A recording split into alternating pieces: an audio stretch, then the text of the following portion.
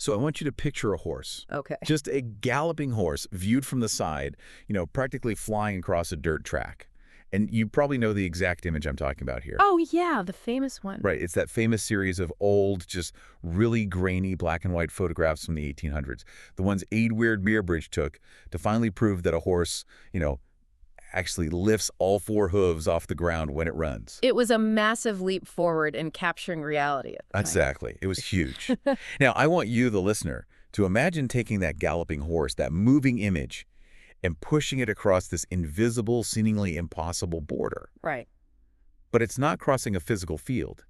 It begins as digital pixels on a screen. Yeah. And then it is translated into a totally different language. The chemical alphabet of DNA. Yes, the A, C, G, and T nucleotides. That synthetic sequence is then physically inserted into a population of living, multiplying E. coli bacteria. Which is wild enough on its own. Right. But then comes the true magic trick.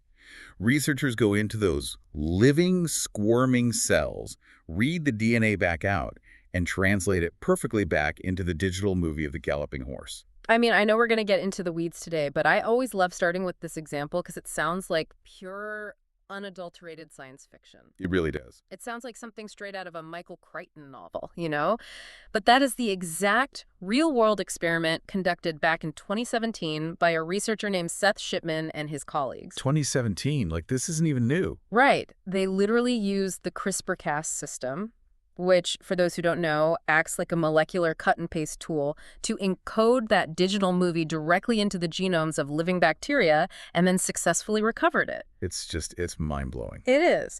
And right here, at the very beginning of our conversation, we need to apply our first critical boundary to this information. We have to make sure we don't drift into fantasy today. Oh, absolutely. We need guardrails. Yeah, so I'm going to hold our feet to the fire today. Throughout this deep dive, if I say something is established evidence with a capital E, it means it is a peer-reviewed, documented reality. Got it. The horse in the cell is established. It proved that a complex digital pattern could be translated into a living genome, persist through living biological processes, and be retrieved intact. Okay, wait. Let's unpack this right now because my mind immediately goes to the absolute wildest extremes here. Naturally. You put a movie into a living organism. But the source material for our deep dive today puts up a very strict guardrail right out of the gate. And we have to be crystal clear with you, the listener, about what this experiment did not do. This is so important. Right, because the bacteria didn't suddenly look at the DNA and, understand the movie. No. They weren't sitting around with microscopic popcorn watching a horse run.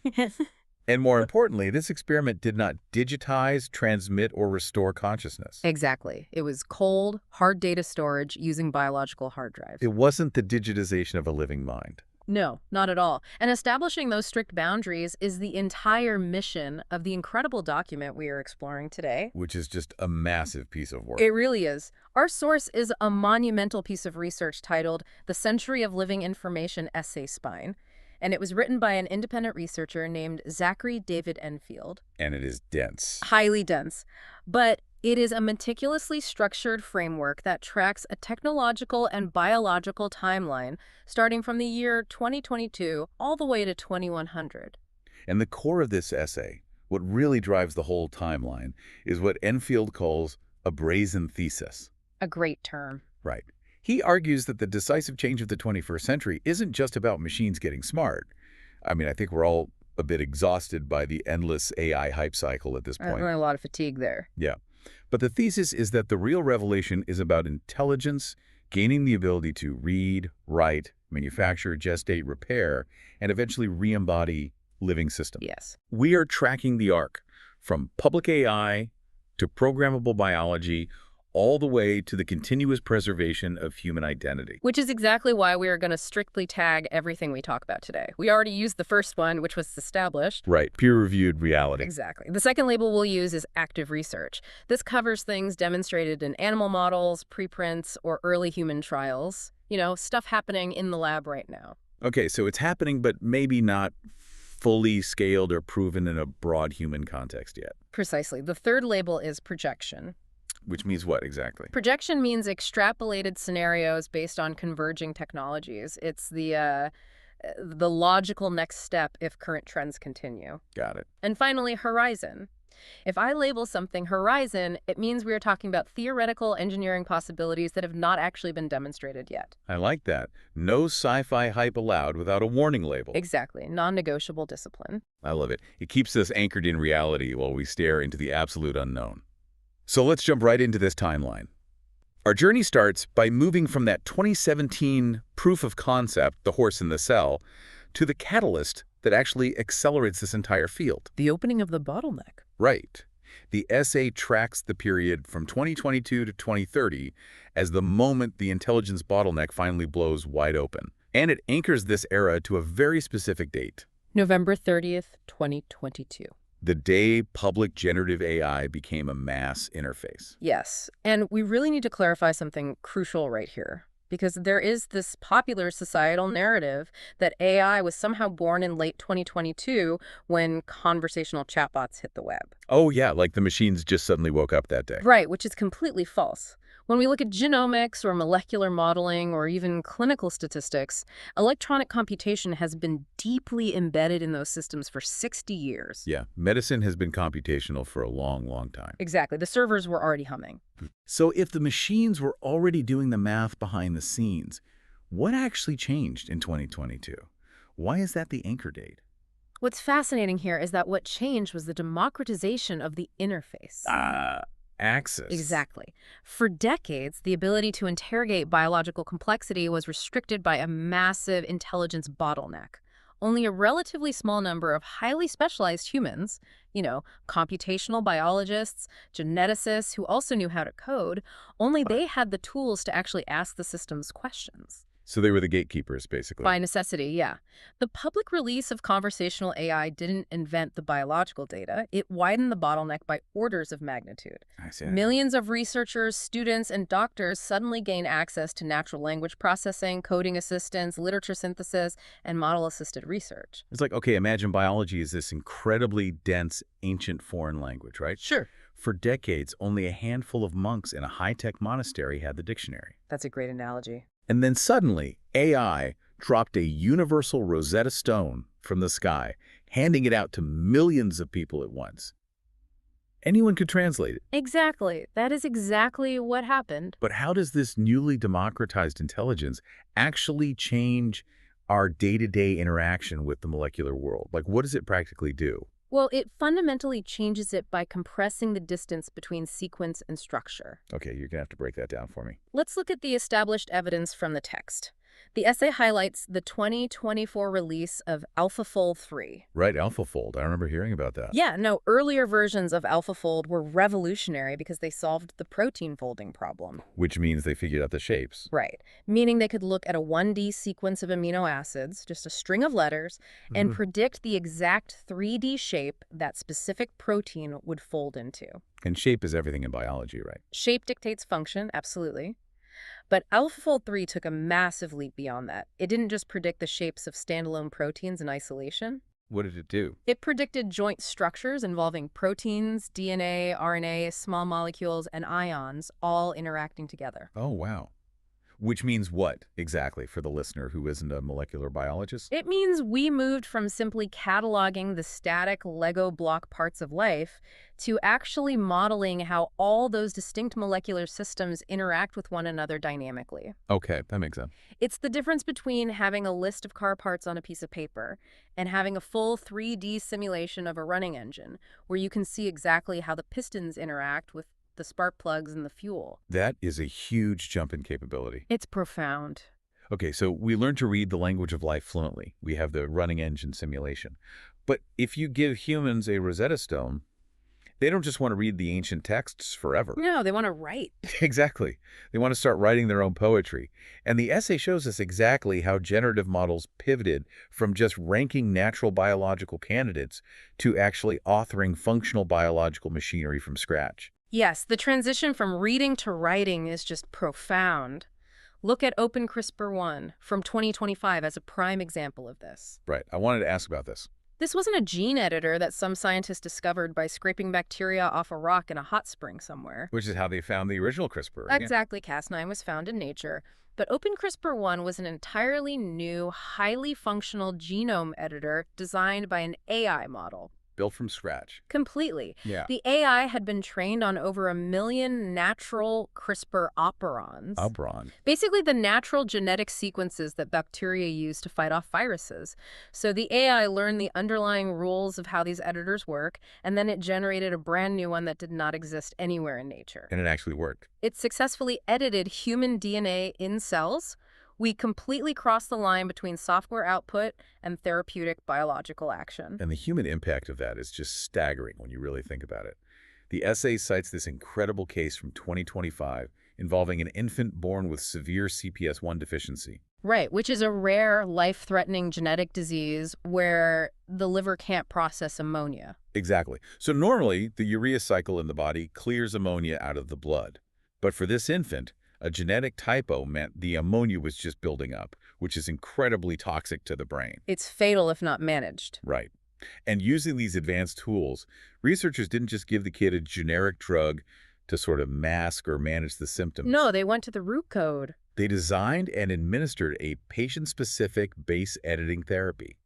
They literally authored a microscopic molecular machine built just for that one specific infant to go into the liver cells and flip this specific misspelled DNA letter back to the correct one. It's precision medicine at its absolute peak. Medicine is fundamentally shifting. I mean, you're no longer walking into a pharmacy and picking a mass-produced chemical off a shelf. Right, hoping it works for your body type. Exactly. We are moving toward a system generating a bespoke, molecularly precise treatment specifically designed for your unique biology. And what's really important to grasp here is that this translation isn't just a one-way street from the digital world into the biological world. What do you mean? The body is beginning to speak back to the machines. Let's tag this next part as active research. Okay, active research. The essay points to a 2025 brain-computer interface, or BCI, that successfully synthesized an ALS patient's voice. Oh, I read about this. It was incredible. And I want to be very precise about the mechanism here for the listener. The BCI didn't just give the patient a digital keyboard to type out words with their eyes, like Stephen Hawking used to have to do. Right, it was much deeper than that. It implanted microelectrode arrays directly into the speech-motor cortex of the patient's brain. So right into the tissue. Yes. And it read the raw electrical firing of the neurons that intended to move the mouth and vocal cords. The intent to speak. Exactly. It decoded those neural signals into phonemes, the basic sound units of speech, and synthesized them with real-time expressive control. So it literally translated the raw electrical thought of speaking into nuanced, expressive digital language. Precisely. Now, again, applying our discipline, current BCIs are still relatively narrow. They decode specific channels like speech or limb movement, not the full, abstract complexity of a human mind pondering philosophy. Sure, we aren't reading deep inner thoughts yet. Right. But the directional significance is undeniable. The biology-to-digital arrow is becoming operational at the exact same time the digital-to-biology arrow is maturing. We're learning to read the brain just as we are learning to write the DNA. It's a complete feedback loop. But, Yeah. Reading and writing are really just the foundational skills here. The building blocks. Right. And the essay argues that if the 2020s were about building the tools, the period from 2030 to 2050 is about how those distinct tools merge into a single, comprehensive biological manufacturing and maintenance stack. The era of the print of it all. Yes. The print of it all. But before we can print biology, we need the blueprints. And I am absolutely obsessed with where Enfield says these blueprints come from in the essay. You're referring to nature's library of exceptions. Yes, I love this concept so much.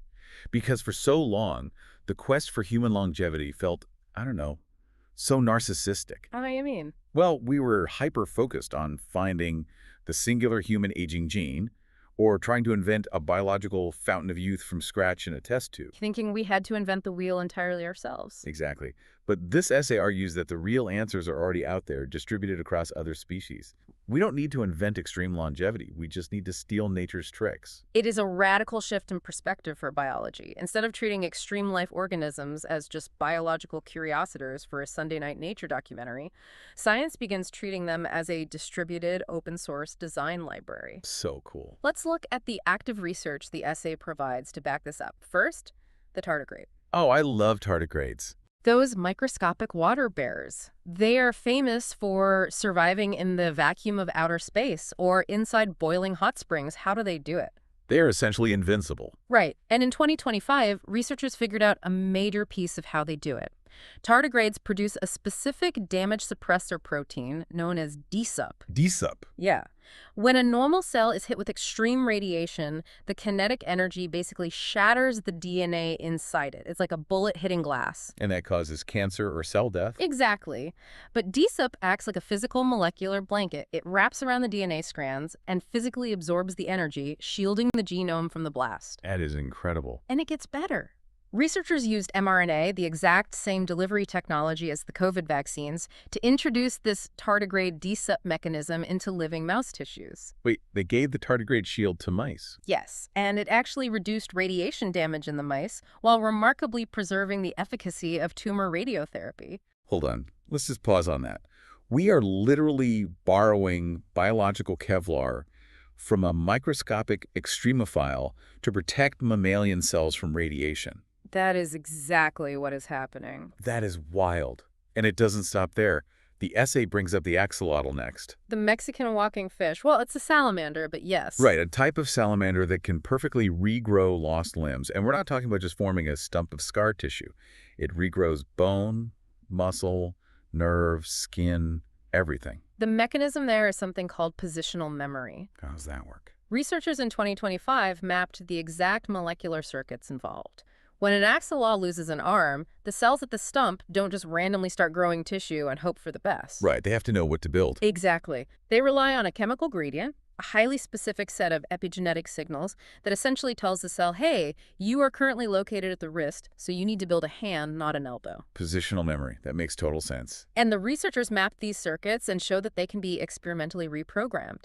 Which means we are cracking the code for complex tissue regeneration. We're reading the blueprint for how to grow an arm. Yes, and then you have the bowhead whale. Ah, the whales. This is an animal that can live over 200 years in the wild, and despite having thousands of times more cells than a human, it rarely gets riddled with cancer. Which is a huge paradox in biology, right? More cells should mean more chances for cancer. Peto's paradox, exactly. But research identified their remarkably accurate DNA double-strand break repair mechanisms. How does a whale do it? They isolated a specific bowhead protein called CIRBP. Think of a DNA break like a frayed rope. CIRBP acts like a biological clamp. It holds the frayed ends together perfectly still, so the cellular repair machinery can stitch them back up without making a genetic typo. Because typos lead to mutations, which lead to cancer. Exactly. And when researchers introduced this whale protein into human cells in the lab, it actually improved the human cell's ability to repair their own DNA. So we're taking the whale's repair mechanic and putting it in human cells. Yes. The essay also lists hydras, planarians, naked mole rats, Greenland sharks, and the immortal jellyfish. The library of exceptions. Exactly. Each one holds a different piece of the puzzle. Infinite cellular renewal, deep dormancy, cancer resistance, even life cycle reversal. The blueprints are out there, and we are finally reading them. Okay, so we have the blueprints from nature's library. But, a blueprint isn't a building. No, it's just the plan. Right. So how do we actually assemble these biological machines? How do we build biology from scratch to deploy these specific repairs into a human body? Yeah. This brings us to a crucial piece of active research from 2026. The spud cell. Yes, the spud cell preprint. We must be very careful with our non-negotiable discipline here. What exactly is a spud cell? Let's lay it out clearly. It was a chemically defined synthetic cell-like system. Researchers basically built a functional mimic of a cell from the bottom up using chemical components. So they built it, it didn't evolve. Right. And it was capable of feeding, growth, genome replication, and genetically encoded division. Another 2026 peer-reviewed study went even further and integrated DNA self-replication directly with lipid biosynthesis. Meaning what? Meaning the synthetic cell could build its own physical outer membrane at the exact same time it was copying its own inner genetic code. Wow.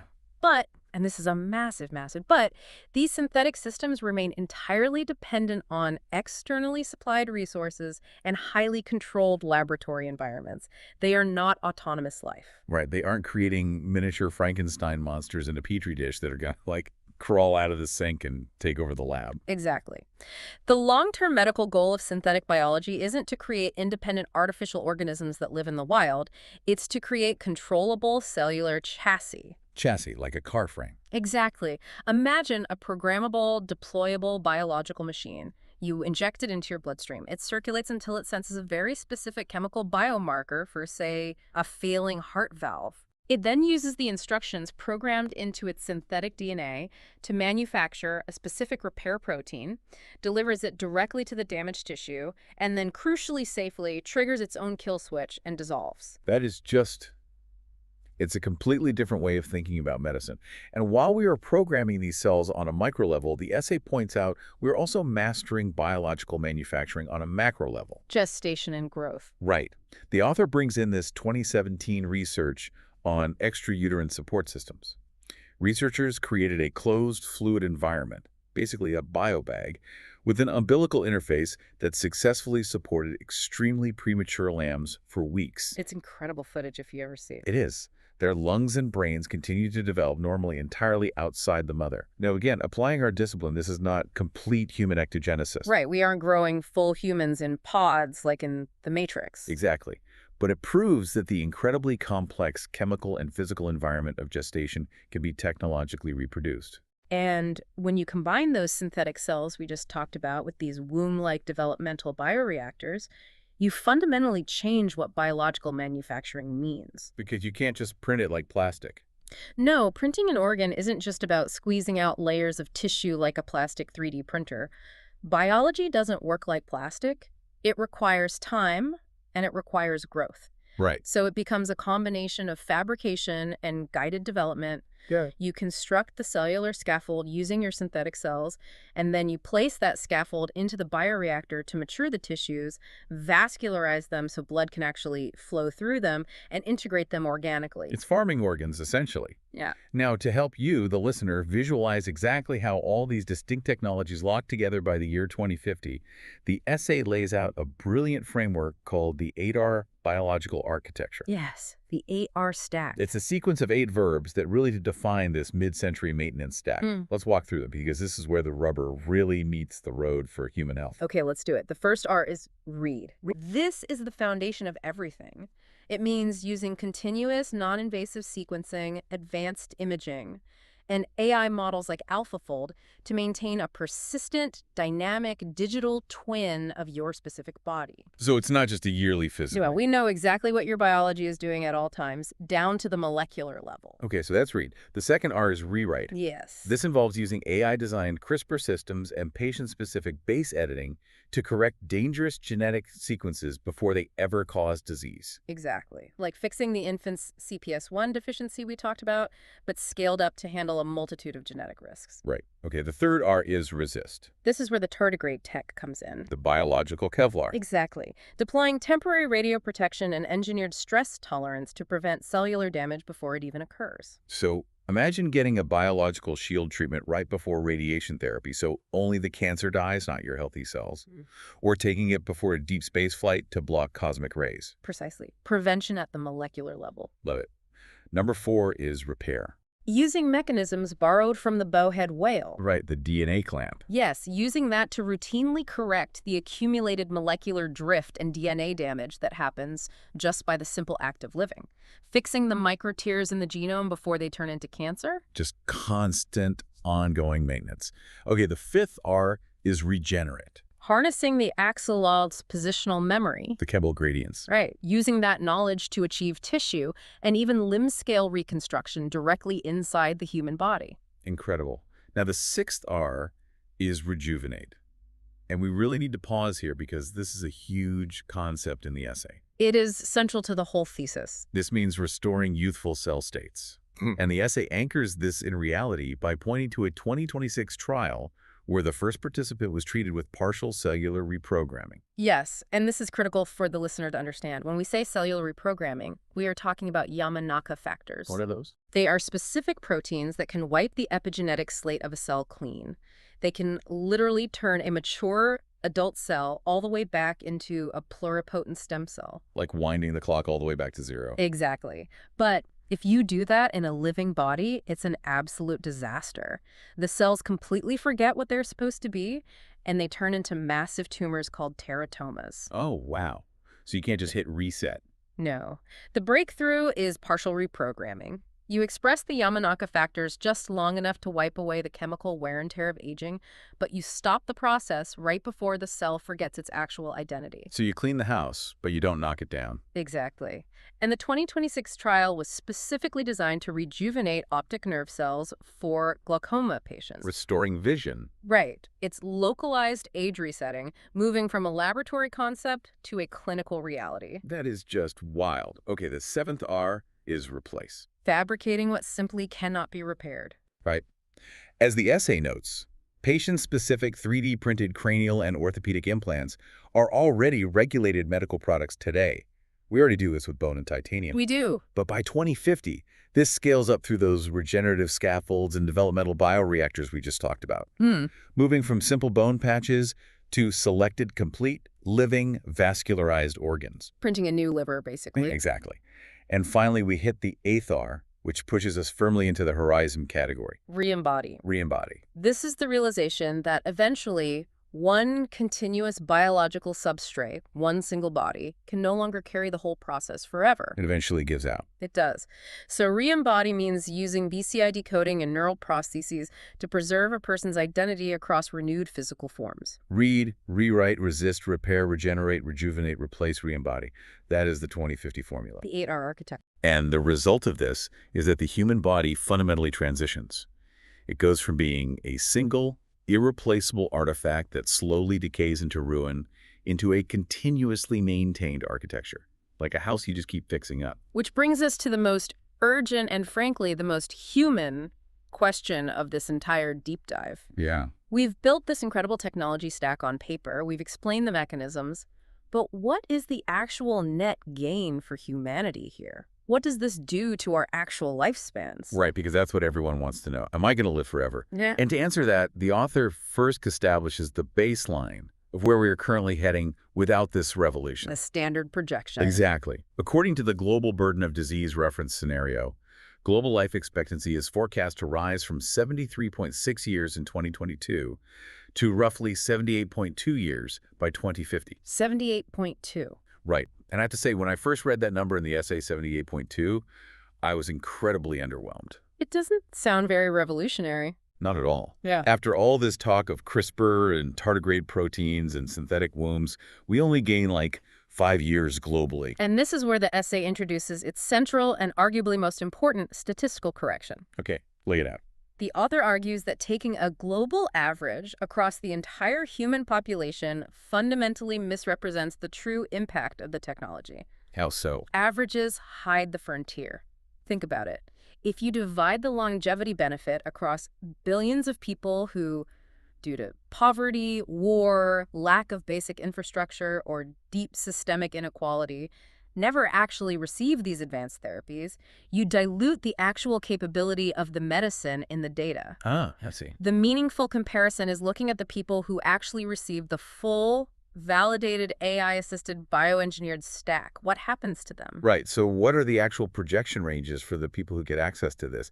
The essay breaks it down into distinct cohorts for the listener, and I want to walk through them. Let's do it. First, you have the global convergence scenario. This represents uneven access, but large prevention gains. Yeah. Better basic screening, better general drugs for everyone. That group sees life expectancy pushed to 85 to 95 years. A solid gain, but nothing world-breaking. Right. Then you have the broad advanced access cohort. These are advanced health systems, probably in wealthy nations, that widely deploy validated AI care, early partial rejuvenation, and basic organ replacement. Okay, and what's their range? That group is looking at 95 to 115 years. Now we're pushing the historical boundaries. Exactly. But then we get to the full maintenance participants. The early adopters of the full stack. Yes. These are the people who enter continuous monitoring and repair before they ever suffer severe physical decline. They are actively using the full 8R stack from a relatively young age. And their projection. For them, 115 to 150 years becomes the eventual trajectory. 150 years. Yes. And then the author introduces the final, most radical group of all, the continuity cohort. Ah, the frontier. This is a much smaller minority who successfully undergo successive generations of total repair and replacement.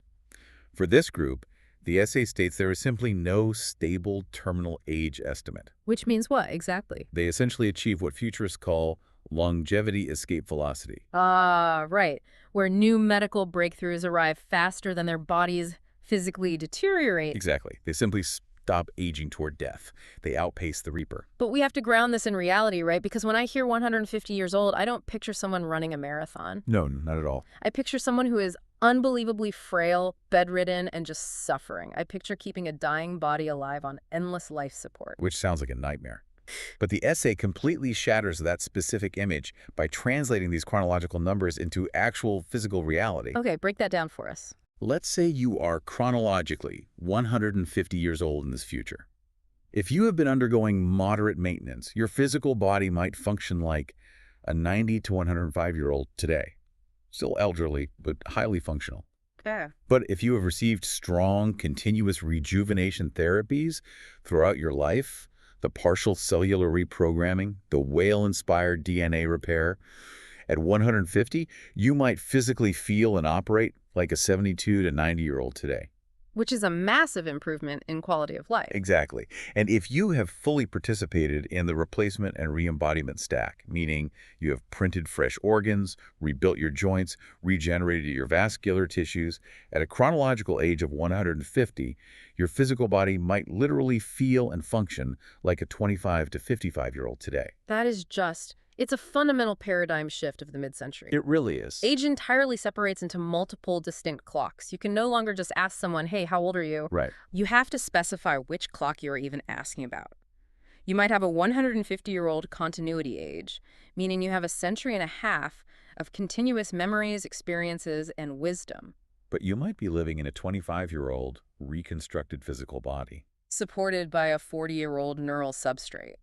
It is entirely mind-bending. Honestly, if I'm 150 years old, but my body has been rebuilt to feel 25, I'm still probably going to complain about my back hurting every time it rains, just out of pure century-old habit. You probably would. I totally would. Yeah. But jokes aside, we have to address the massive, glaring counter-argument here. The terrifying shadow hanging over all of this technology. The inequality failure mode. Exactly, because if this projection is even partially accurate, we are staring down the barrel of a profound biological class system. A literal biological divide. Yes, we are talking about a world where the wealthy live for 150 years in young, vibrant bodies, consolidating wealth and power for over a century, while the poor remain trapped in the historical 78-year baseline of decay and disease. And we have to be clear, the author does not shy away from this at all. He explicitly lists this as one of the major failure modes of the entire vision. It's not just a footnote. No, inequality is not just a political issue in this essay. It is treated as an existential threat to the core project of human longevity. The essay demands that we treat access, scalability, and deployment as part of the core technical problem. Right, it's an engineering failure if it doesn't scale. Exactly. It's not just an afterthought for politicians to figure out later. If the technology is invented, perfected, and deployed, but remains confined to a tiny, ultra-wealthy elite in gated biomedical communities, then globally speaking, the revolution has failed. It's a very sobering reality check. But for the sake of the deep dive, let's follow the technical trajectory, assuming the science continues to progress and scale. Because even if everyone gets access, this creates a terrifying biological paradox. Our brain. Yes. You've just described a world where my heart, my liver, my bones, and my skin can be endlessly replaced or rejuvenated. Right. But my brain can't. Not easily. If my body lives to 150, but my original neural substrate, the physical jelly in my skull starts rotting at 90 from Alzheimer's, or just fundamental cellular exhaustion, we haven't actually cured aging. No, we haven't. We've just trapped a dying, decaying mind in a young body. So how does the science actually solve the brain? It is the ultimate bottleneck. The 2050 stack can replace the biological hardware of the body, but eventually, as you said, the original neural substrate will begin to fail. And you can't just print a new one. No, you can't just 3D print a brand new brain, swap it out like a liver, and expect the person to still be there. Right, you'd lose the person completely. Exactly. To continue beyond that point, humanity must cross the ultimate bridge, preserving the mind itself. Which brings us to the most philosophical and speculative part of the essay. The author titles this section, Beyond Cyberpunk, toward continuity engineering. And this covers the period from 2050 to 2078. Right. And that date, 2078, is very, very deliberate.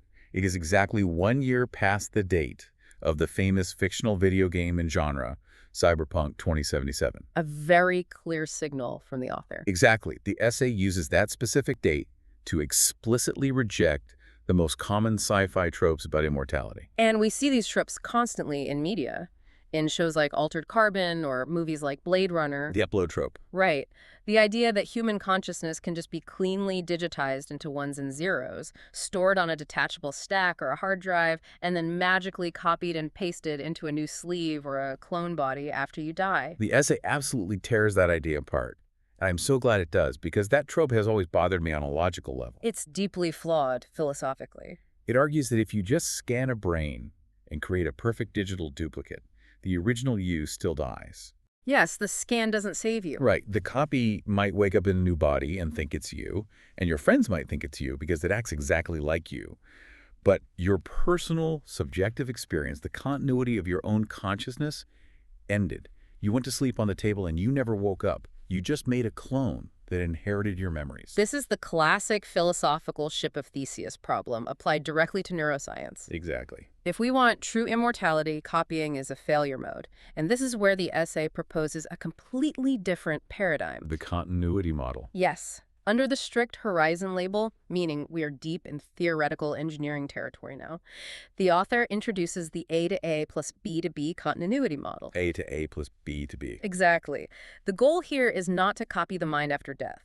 The goal is gradual causal migration while the person remains fully alive, awake, and conscious the entire time. Okay, to help you, the listener, visualize this, imagine you are walking over a deep chasm on a bridge. A great analogy. You don't just magically teleport from the left side to the right side. And you don't jump across, hoping you land safely on the other side. You walk. Step by step. Right. You slowly shift your weight from your left foot, which in this analogy represents your original brain A, onto a new prosthetic right foot, which represents brain B. Okay. For a period of time, both feet are firmly on the ground, sharing the load. You only lift your left foot entirely once the right foot is fully supporting your entire weight. That is a perfect analogy for the 5 stages of the handoff mechanism detailed in the text. Let's actually walk through how this theoretical continuity transfer would work mechanically. Let's do it. Stage 1 is capture. Capture. The original brain A, remains fully conscious and active. A massively high bandwidth brain-computer interface begins decoding its increasingly rich neural activity. So it's reading the brain. Right. And we aren't just reading basic speech intent here, like with the ALS patient. We are mapping the intricate, real-time firing patterns of your deep cognition. But at this stage, the person remains entirely anchored in brain A. Okay, so just observation, what's stage 2? Stage 2 is coupling.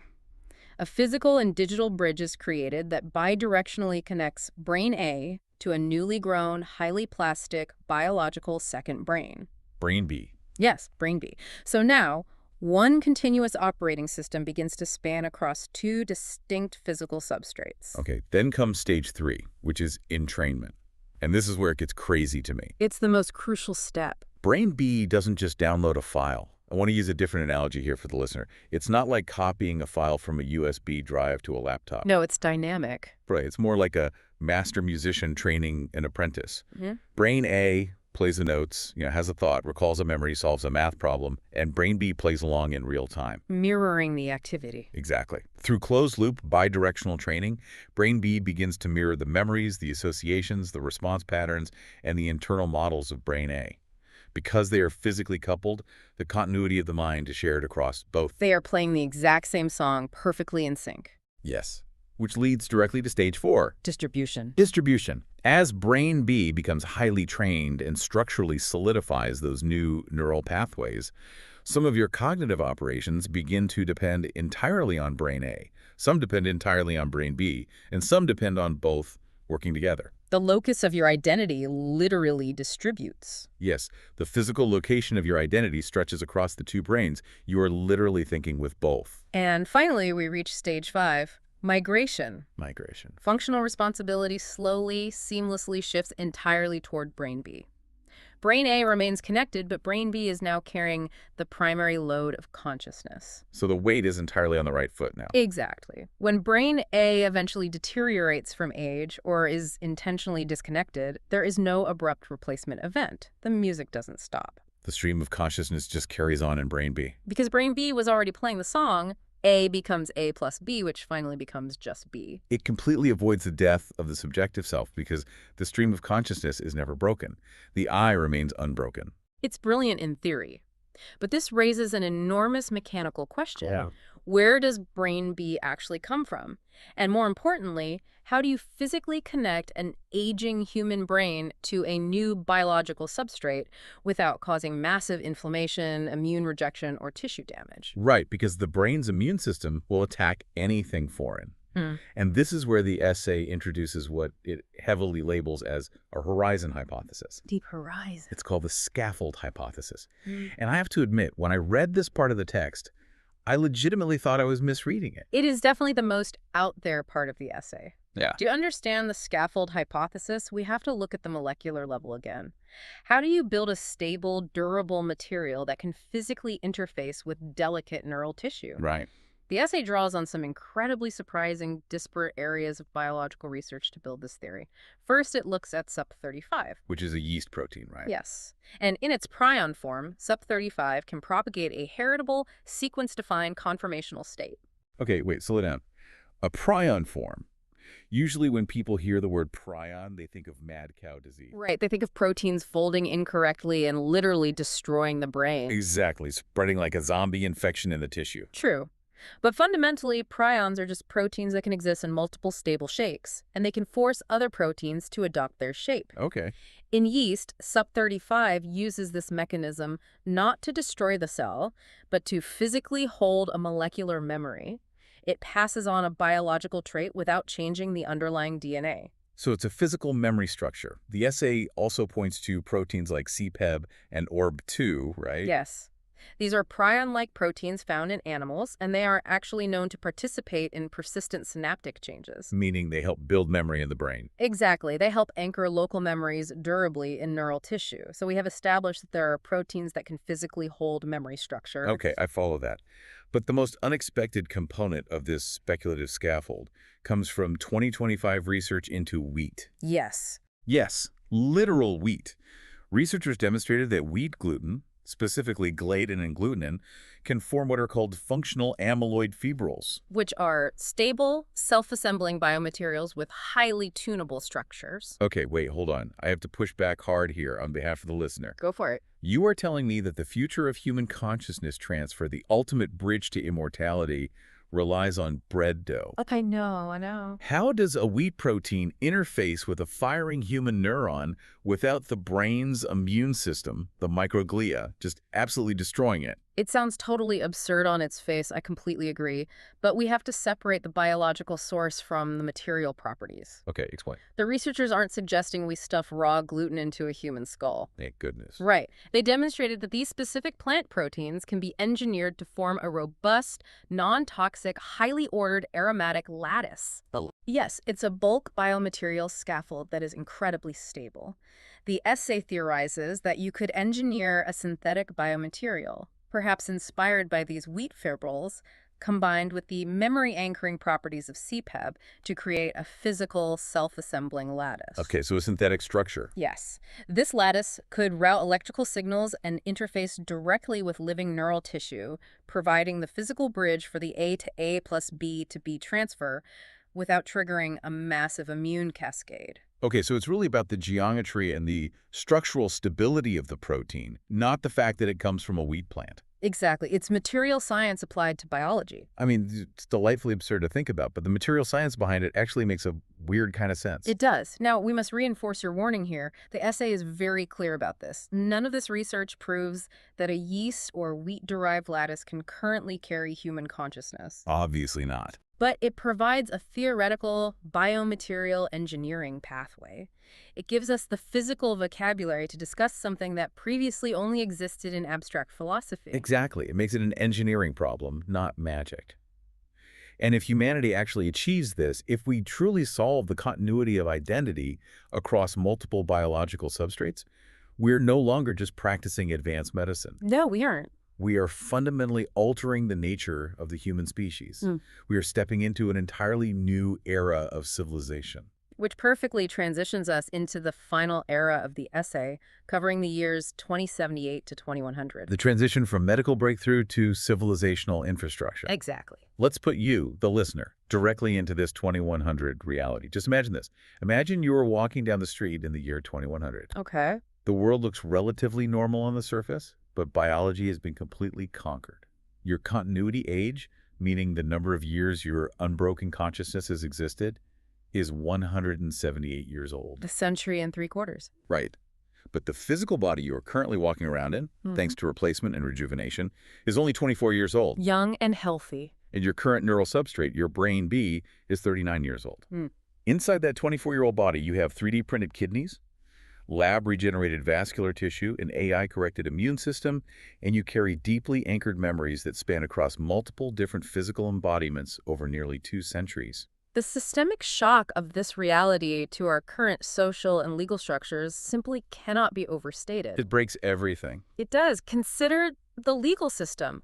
Our entire foundation of law assumes a person is a single decaying biological entity that has a fixed start and end date. Right. How does the law identify a single continuing person when the body, the internal organs, and the neural substrate all have completely different biological ages? It's a logistical nightmare. Imagine the absolute chaos of going to the DMV in 2100. Oh, man. You walk in and say, "Yes, sir, I'd like to renew my license. My body is 24, my brain is 39, but my continuous soul is 178. Does your 24-year-old body have the right to purchase alcohol, or is it based on your continuity age? Exactly. The paperwork alone would literally kill you. And what happens to the global economy? Currently, our entire economic life cycle is based on roughly 40 to 50 years of education and labor, followed by maybe 10 to 20 years of retirement and physical decline. The standard arc of life. Right. What happens to retirement pensions when a single life contains several consecutive bodies and centuries of ongoing learning and labor? Do you work for 150 years straight? And what happens to wealth concentration? What happens to family inheritance if the patriarch or matriarch of a family never actually dies? They just keep compounding interest for 3 centuries. The wealth gap would become astronomical. Yes. And on a macro level, what happens to population policy when birth rates must be balanced against a population that has essentially ceased to naturally expire? You can't just keep adding new humans to the planet if the old ones never leave. We'd run out of space and resources. It breaks every model we have. It breaks economics, it breaks law, and honestly, it breaks our language, too. How so? We simply don't have the words to describe this mode of existence, which is why the author does something incredibly surprising in this final section of the essay. I found this part so fascinating. Right. In the midst of all this incredibly dense molecular biology, CRISPR operons, and neural engineering, the essay hard pivots to a deeply theological chapter. The chapter is titled Yehi Or, Yes. which means when information takes flesh. Yehi Or is Hebrew for let there be light. Now, as the expert guiding us through this text, I must impartially explain the framing here. The author is not claiming that science proves theology, Right. or that laboratory experiments validate specific religious dogmas. We're not taking sides here, left or right, religious or secular. We're just reporting what the essay posits. Exactly. The essay is arguing that the technologies of 2100 will require a new philosophical and material vocabulary, and that ancient theological concepts might actually provide the most accurate language to describe what we are physically doing to ourselves. The text breaks it down so beautifully. It looks at the concept of light, not just as physical illumination, from the sun, but as intelligible order, as operative information. Right. It views the word or the logos as a command that enters matter and produces physical organization, which, if you really think about it, sounds an awful lot like writing digital AI code into living DNA to manufacture a synthetic cell. It's the exact same structural concept, and it goes further. It explores spirit as the animating current of the biological system, the continuous spark of life. Right. And the soul as the individuated locus, the specific point where that continuing current acts as an eye. An individual self. Again, science isn't proving the existence of a soul here. It is saying that when a human consciousness migrates from brain A to brain B, maintaining a continuous subjective atomoi despite changing every single physical atom of its original body. The concepts of incarnation and rebirth transition from being abstract religious metaphors to literal descriptive engineering realities. It is a profound, profound way to look at it. It gives you a whole new lens on the future. But keeping with the essay's rigorous discipline, we can't look at 2100 entirely through rose-colored glasses. No, we have to look at the risks. The author provides a severe list of failure modes in this section. The things that could turn this utopian vision of continuous life into an absolute nightmare. And these are highly credible technical risks. The first one is cancer. Right, because of reprogramming. Exactly. We talked about partial cellular reprogramming to rejuvenate cells using Yamanaka factors. When you are constantly wiping the epigenetic slate clean, extending telomeres, and aggressively regenerating tissue, you are essentially encouraging cells to grow and divide rapidly. Which is exactly what cancer does. Right. If that process loses its precise targeting for even a moment, or if the biocontrols fail, it can easily promote uncontrolled runaway tumor growth. You have to pair rejuvenation with absolutely perfect, infallible tumor surveillance. Which is a massive engineering hurdle.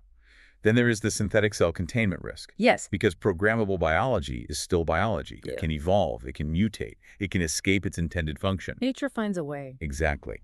If you deploy synthetic cells into a human body to repair a heart valve, and an error in their replication causes them to mutate and consume healthy tissue instead, you have a catastrophe inside the body. The essay stresses the absolute need for strict kill switches and layered biological containment. We also face the identity versus copy paradox during the handoff mechanism. The A to B transfer. Right. Even with the gradual A to A plus B to B model, there is a risk that small errors during the slow neural migration, a mistranslated memory, a dropped synaptic connection, could subtly or even drastically alter personality, memory, or agency. You might survive the transfer, but you might not be exactly you on the other side. Which is terrifying. And finally, the cultural and spiritual conflicts. The societal pushback. The definitions of death, personhood, and birth will violently collide. There will be massive societal resistance, both religious and secular, to redefining what constitutes a human life. And as we discussed earlier, the ultimate failure mode. The components advance independently, but they never successfully integrate due to sheer biological complexity, or they only integrate for the ultra-rich, leaving the rest of humanity behind in the dust. The essay confronts these barriers so honestly, which is really what makes this final conclusion so compelling. It doesn't promise a magic utopia. It outlines an engineering pathway and demands that we navigate the minefield carefully. It's a roadmap, not a guarantee. Exactly. Which brings us to the end of this incredible timeline. Let's just take a breath and recap the grand arc we've traveled on this deep dive today. It's been a massive journey. It really has. We started in 2022, the moment public AI widened the intelligence bottleneck, giving millions of people the tools to finally read and write the molecular world. The catalyst. We moved to 2050, where those tools integrated into a comprehensive biological manufacturing stack, reading, rewriting, repairing, and replacing the human body using blueprints stolen from nature until chronological age fundamentally separated from biological age. The 8R stack. We crossed into 2078, pushing beyond the sci-fi tropes of copying minds and explored the wild biomaterial engineering required to achieve true, gradual continuity of consciousness across multiple neural substrates. The wheat scaffold bridge. Right. And finally, we arrived at 2100, a civilization where rebirth is no longer a metaphor, but a maintained physical infrastructure. And through it all, the essay's closing declaration holds true. The ultimate philosophical shift of this century is that human deterioration, the inevitable decay of the body, is reframed. It's a change in perspective. It is no longer viewed as an unquestioned sovereign ruler over humanity. It is simply an unsolved engineering and spiritual problem. As the author boldly states at the end, death is not king. Death is not king. I mean, it gives you chills. But before we sign off, I want to leave you, the listener, with a final, slightly provocative thought experiment. Oh, I love these. It builds on that A to A plus B to B continuity model we discussed, where your consciousness is bridged across your original brain and a second lab-grown neural substrate. Okay, setting the stage. Imagine you are in the exact midpoint of that transfer. You are firmly in the A plus B state. The locus of your identity is equally distributed across both brains. You are thinking, feeling, and experiencing the world simultaneously through both physical substrates. Okay, 2 brains, 1 mind. Now, imagine the process is permanently paused. Maybe there's a medical complication or a legal injunction halts the procedure. You are perfectly stable, but your singular consciousness is now permanently running on two distinct, living, physically separated biological networks. Oh, When the 2100 elections roll around, do you get 2 votes? that is a wild question. Or does the law recognize you as a single geographically distributed person? If Brain A commits a crime while controlling one body, does Brain B go to prison? Where are the boundaries of you when your mind is no longer confined to a single skull? It completely breaks the concept of the individual. It really does. Something for you to mull over as you go about your perfectly normal chronological day. Thanks for joining us on this deep dive.